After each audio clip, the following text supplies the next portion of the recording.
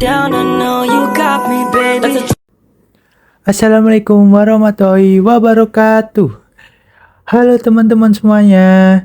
Selamat datang di video kali ini. Pada kesempatan kali ini, kita akan membawa kalian memahami secara mendalam sebuah konsep besar dalam ekonomi syariah, yaitu akad mudharabah. Sebelum kita memasuki pembahasan, kita ingin mengajak kalian membayangkan sebuah situasi sederhana namun penting. Bayangkan ada seorang yang memiliki modal besar, kekayaan cukup, tetapi ia tidak punya kemampuan atau waktu untuk mengelola bisnis. Di sisi lain, ada orang yang sangat berbakat, punya pengalaman mengelola usaha, penuh ide kreatif, tapi tidak memiliki modal sedikit pun. Kalau kedua orang ini dipertemukan, apa yang terjadi ya teman-teman? Nah, di sini teman-teman, mudharabah hadir sebagai konsep yang menyatukan modal dan keahlian menjadi satu kekuatan yang besar. Sebelumnya, kami dari kelompok 11, nama saya Rafli Reza Erlambang, dan teman saya Dwi Maulana Fikris. Saya Garin Muhammad Geo Alvareza. Saya di sini akan menjelaskan pengertian akad mudharabah. Mudharabah adalah suatu akad kerjasama bisnis antara dua pihak, yaitu sahibul mal, pemilik modal, dan madharab, pengelola usaha. Dalam akad ini, pemilik modal memberikan sejumlah dana, sedangkan pengelola usaha memberikan tenaga, pemikiran, waktu, dan keahlian untuk menjalankan usaha tersebut. Pentingnya mudharabah adalah karena akad ini tidak mengandung riba, berdasarkan prinsip bagi hasil, dan menjaga keadilan antar pemilik modal dan pengelola usaha. Setelah usaha berjalan, keuntungan dibagi berdasarkan nisbah rasio bagi hasil yang sudah disepakati sejak awal. Nisbah tidak boleh berubah dengan jalan tanpa persetujuan kedua belah pihak. Nah, apa itu yang dimaksud nisbah? Nisbah adalah persentase pembagian keuntungan, misalnya 50% untuk pengelola, 40% untuk pemodal. Bukan rupiah, pasti persentase. Jika usaha mengalami kerugian, maka kerugian tersebut menjadi tanggungan pemilik modal selama pengelola tidak melakukan kelalaian, penyimpangan, pengkhianatan, kecurangan, dan melanggar perjanjian. Kalau pengelola lalai, misalnya tidak menjaga barang, salah hitung, atau menggunakan dana untuk hal pribadi, maka kerugian menjadi tanggung jawab pengelola. Konsep mudharabah. Yang pertama, kolaborasi modal dan keahlian. Mudharabah memadukan dua elemen, modal dari pemilik modal, dua, keahlian tenaga dan manajemen dari pengelola. Pemodal tidak boleh ikut campur secara langsung dalam kegiatan usaha, kecuali sebatas pengawasan. Sedangkan pengelola bertugas menjalankan usaha sesuai keahlian dan rencana bisnis. 2. Usaha harus halal, produktif, dan menguntungkan. Usaha yang dijalankan harus tidak bertentangan dengan syariah, tidak menjual barang haram, tidak mengandung unsur perjudian, tidak mengandung riba. Usaha juga harus produktif, artinya bisa menghasilkan keuntungan dan dilakukan secara profesional. 3. Keuntungan dibagi sesuai nisbah. Keuntungan dibagi berdasarkan kesepakatan awal, bukan berdasarkan nilai modal atau waktu. Ini adalah ciri khas dari sistem bagi syariah. Nisbah harus disepakati di awal akad secara sukarela dan tanpa paksaan. Nisbah juga harus dinyatakan dalam bentuk persentase, bukan dalam nominal tetap. 4. Kerugian ditanggung pemilik modal kecuali ada kelalaian. Kerugian yang terjadi bukan karena kelalaian pengelola, ditanggung oleh pemilik modal, karena modal memang resiko usaha. Sedangkan pengelola tidak menanggung kerugian modal, tetapi akan kehilangan hak atas bagi hasil karena keuntungan tidak ada. Namun, jika kerugian terjadi akibat kelalaian pengelola bertanggung jawab mengganti kerugian modal. 5. Prinsip amanah, keadilan, transparansi, ridho sama. Yang pertama, amanah. Pengelola wajib jujur dan tidak boleh menyalahgunakan dana. 2. Keadilan. Pembagi hasil harus adil dan tidak merugi salah satu pihak. 3. Transparansi. Harus ada keterbukaan laporan keuangan dan perkembangan usaha. 4. Kerelaan ridho. Kedua pihak harus sepakat dan rela terhadap keuntungan Ketentuan akad 5. Tidak merugi. Akad tidak boleh memaksa dan harus menguntungkan kedua belah pihak. Perspektif ulama fikih. Yang pertama, Hanafi. Mazhab Hanafi memandang mudharabah sebagai pemilik modal menyerahkan modal kepada pengelola, lalu pengelola bebas mengelola usaha dan keuntungan dibagi sesuai kesepakatan. Nah, fokus Hanafi, pemilik modal kasih modal, 2. Pengelola menjalankan usaha, dan pengelola bebas mengelola selama tetap jujur. 2. Maliki. Mazhab Maliki melihat mudharabah sebagai kerjasama modal dan tenaga seperti dua orang berserikat atau syirkah. Mereka menganggap modal kontribusi pemodal, tenaga kontribusi pengelola, jadi keduanya dianggap partner kerjasama. 3. Mazhab Syafi'i dan Hanafi. Menurut mereka, mudharabah adalah akad investasi pemodal memberi dana, pengelola menjalankan usaha. Ciri penting, modal harus jelas jumlahnya, bagi hasil harus presentasi, pemodal menanggung kerugian modal, dan pengelola hanya menggunakan kerugian jika lalai. Selanjutnya, mudharabah dalam perbankan syariah. Dalam perbankan syariah, mudharabah digunakan untuk menjalin kerjasama antara kedua belah pihak, yaitu nasabah sebagai pemilik modal dan bank sebagai pengelola, atau sebaliknya, bank yang sebagai pemilik modal dan nasabah sebagai pengelola usaha. Nah, dalam skema ini memungkinkan kedua belah pihak bekerja sama secara adil dan profesional. Salah satu penerapan yang paling terkenal adalah deposito mudharabah. Dalam deposito mudharabah, nasabah menempatkan sejumlah dana di bank dan kemudian bank akan mengelola dana tersebut dalam aktivitas usaha yang halal dan produktif. Nah, keuntungan tersebut yang diperoleh dari pengelolaan dana kemudian dibagi berdasarkan nisbah yang disepakati sejak awal. Jika usaha menghasilkan laba, nasabah dan bank akan sama-sama mendapatkan bagi hasil. Namun jika usaha itu mengalami kerugian bukan karena kelalaian bank, maka nasabah akan menerima risiko tersebut sesuai prinsip mudharabah. Selain deposito, ada juga tabungan berjangka syariah, yaitu di mana nasabah tersebut menabung dengan setoran rutin dan bank akan mengelolanya untuk kegiatan usaha tertentu. Nah, tabungan berjangka syariah ini sistemnya sama seperti deposito, yaitu keuntungan dibagi berdasarkan kesepakatan tanpa adanya bunga tetap. Yang terakhir adalah pembiayaan usaha berbasis bagi hasil, yaitu ketika di mana bank bertindak sebagai pemilik modal yang menyediakan dana kepada nasabah yang memiliki usaha. Tetapi nasabah tersebut tidak memiliki modal yang cukup. Nah, dalam skema ini, nasabah mengelola usaha dengan keahliannya, sementara itu bank akan memberikan dukungan berupa modal. Kemudian, keuntungan yang dihasilkan usaha tersebut dibagi sesuai nisbah, sedangkan kerugian yang dialami usaha tersebut ditanggung oleh bank selama nasabah itu tidak melakukan kelalaian atau penyalahgunaan dana. Konsep ini menunjukkan bahwa perbankan syariah bukan hanya sekedar tempat menyimpan uang, tetapi juga sebagai lembaga yang memfasilitasi kerjasama yang halal antara penyedia modal dan pengelola usaha. Prinsip bagi hasil ini sekaligus membedakan perbankan syariah dengan perbankan konvensional yang mengandalkan sistem bunga. Secara keseluruhan, penerapan mudharabah dalam perbankan syariah memberikan alternatif keuangan yang lebih adil, transparan, dan sejalan dengan nilai-nilai Islam. Dengan sistem yang jauh dari riba dan penuh dengan prinsip amanah, mudharabah membantu menggerakkan ekonomi masyarakat melalui kegiatan usaha yang produktif dan bernilai keberkahan. Sekarang kita masuk ke poin pembahasan tentang jenis-jenis akad mudharabah.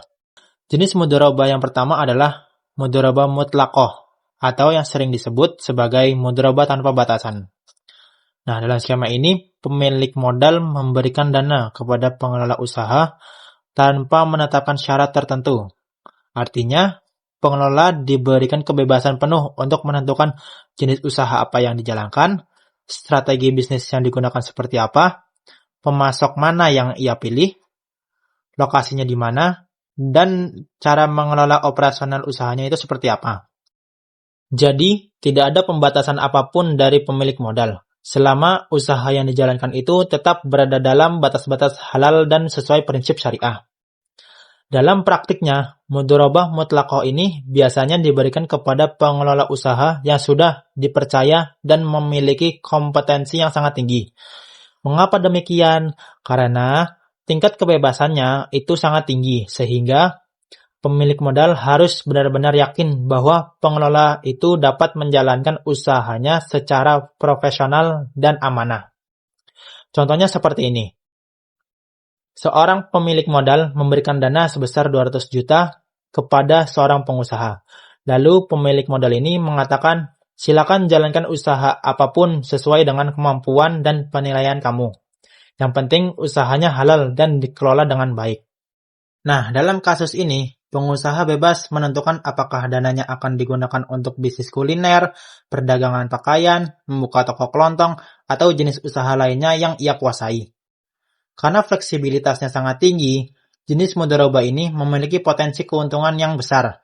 Namun, tentu saja resikonya juga sedikit lebih tinggi. Jenis mudharabah yang kedua adalah mudharabah muqayyadah, yaitu mudharabah yang diberikan dengan batasan atau syarat tertentu yang ditetapkan oleh pemilik modal. Pada jenis ini, pengelola tidak bebas sepenuhnya dalam menentukan arah usahanya. Pemilik modal dapat memberikan berbagai ketentuan seperti jenis usaha yang boleh dijalankan, lokasi usahanya, jenis barang yang boleh dijual, pemasok yang harus digunakan, batas waktu usaha, atau target operasi tertentu. Dengan kata lain, mudharabah muqayyadah adalah bentuk kerjasama yang lebih terarah, karena pemilik modal masih memastikan bahwa dana yang diberikan digunakan sesuai dengan preferensi atau tujuan tertentu. Jenis mudharabah ini cocok untuk pemilik modal yang ingin tetap memiliki kontrol atas arah usaha, ataupun ingin memastikan uangnya dipakai pada bidang tertentu yang sudah ia rencanakan. Contohnya seperti ini, pemilik modal memberikan dana sebesar 150 juta kepada seorang pengusaha, tetapi ia memberikan syarat, dana ini hanya boleh digunakan untuk usaha kuliner yang halal, dan usaha tersebut harus dijalankan di daerah tertentu. Nah, dalam situasi ini, pengelola usaha harus mengikuti batasan tersebut, dan juga ia tidak boleh mengubah usahanya atau lokasi sesuka hati. Ia wajib menjalankan usaha sesuai aturan yang diberikan oleh pemilik modal. Karena adanya pembatasan, risiko usaha menjadi lebih kecil bagi pemilik modal. Namun, bagi pengelola, fleksibilitasnya juga berkurang. Dengan memahami kedua jenis mudharabah ini, kita bisa melihat bahwa akad mudharabah sangat fleksibel dan juga bisa diterapkan dalam berbagai kondisi, baik yang memberikan kebebasan penuh kepada pengelola maupun yang menuntut adanya batasan tertentu. Keduanya tetap sah dan halal selama memenuhi syarat dasar akad mudharabah yang telah dijelaskan sebelumnya. Sekarang kita masuk ke bagian yang sangat penting, yaitu hikmah dan manfaat dari akad mudharabah. Bagian ini membantu kita memahami mengapa akad ini begitu ditekankan dalam ekonomi syariah dan mengapa ia menjadi alternatif yang sangat relevan untuk kondisi ekonomi modern saat ini. Mari kita bahas satu persatu dengan jelas. Yang pertama, menghubungkan modal dengan keahlian. Dalam kehidupan sehari-hari, seringkali kita melihat dua kondisi yang berbeda. Ada orang yang memiliki modal yang cukup besar, namun tidak memiliki waktu atau keahlian untuk menjalankan usaha. Sebaliknya, ada orang yang memiliki kemampuan, ide, kreativitas, dan pengalaman, tetapi tidak memiliki modal untuk memulai. Mudharabah menjadi solusi untuk kondisi ini. Akad ini mempertemukan dua pihak tersebut dalam kerjasama yang saling menguntungkan. Modal yang sebelumnya tidak terpakai bisa diberdayakan dan keahlian yang sebelumnya tidak mendapatkan kesempatan dapat dipraktikkan secara maksimal. Prinsip ini menunjukkan bahwa Islam sangat memperhatikan kebermanfaatan, baik bagi pemilik modal maupun bagi pengelola usaha. Yang kedua, menghindarkan dari riba. Salah satu tujuan utama dari ekonomi syariah adalah menjauhkan umat dari riba. Dalam transaksi konvensional, pinjaman uang biasanya disertai bunga yang harus dibayar oleh peminjam, apapun kondisi usaha mereka. Berbeda dengan itu, mudharabah bekerja dengan sistem bagi hasil, bukan bunga. Keuntungan dibagi sesuai nisbah yang disepakati di awal, dan jika usaha mengalami kerugian, pengelola tidak dipaksa membayar bunga atau cicilan tetap. Melalui sistem ini, mudharabah menjadi salah satu cara efektif untuk menjalankan usaha tanpa melibatkan riba, sehingga memastikan transaksi tetap halal dan penuh keberkahan. Yang ketiga, mendorong sikap amanah dan tanggung jawab. Akad mudharabah adalah akad sangat menuntut kepercayaan. Pemilik modal menyerahkan uangnya kepada pengelola, sementara pengelola bertanggung jawab penuh menjalankan usaha secara amanah. Karena itu, mudharabah mendorong kedua pihak untuk mempraktekkan nilai-nilai moral yang sangat dijunjung dalam Islam, seperti kejujuran, disiplin, transparansi, dan tanggung jawab. Kedua pihak memegang amanah ini dengan baik. Kerjasama bisnis dapat berjalan lancar, dapat menghasilkan manfaat untuk semuanya. Yang keempat, mendorong produktivitas ekonomi. Mudharabah bukan sekedar kerjasama antara dua orang, ia adalah sarana untuk menggerakkan roda ekonomi secara nyata. Modal yang tadinya hanya disimpan dapat diputar dalam kegiatan usaha yang produktif. Dari usaha tersebut akan muncul nilai tambah, barang, jasa, pekerjaan, dan kegiatan ekonomi lainnya. Dengan demikian, mudharabah membantu mendorong perekonomian agar lebih hidup, dinamis, dan memberikan manfaat bagi masyarakat luas, bukan hanya bagi dua pihak yang bekerja sama. Yang kelima, mewujudkan sistem ekonomi yang adil. Dalam mudharabah, pembagian keuntungan dilakukan berdasarkan nisbah. Tidak ada pihak yang merasa dirugikan atau dipaksa memberikan keuntungan tetap. Jika usaha menghasilkan keuntungan, maka keuntungan tersebut dinikmati bersama, namun jika usaha tidak berhasil, kerugian ditanggung oleh pemilik modal, selama pengelola tidak lalai. Sistem ini jauh adil dibandingkan sistem konvensional yang membebankan seluruh resiko kepada pengusaha melalui bunga atau cicilan tetap. Dengan mudharabah, kedua pihak diperlakukan secara profesional sesuai kontribusinya masing-masing.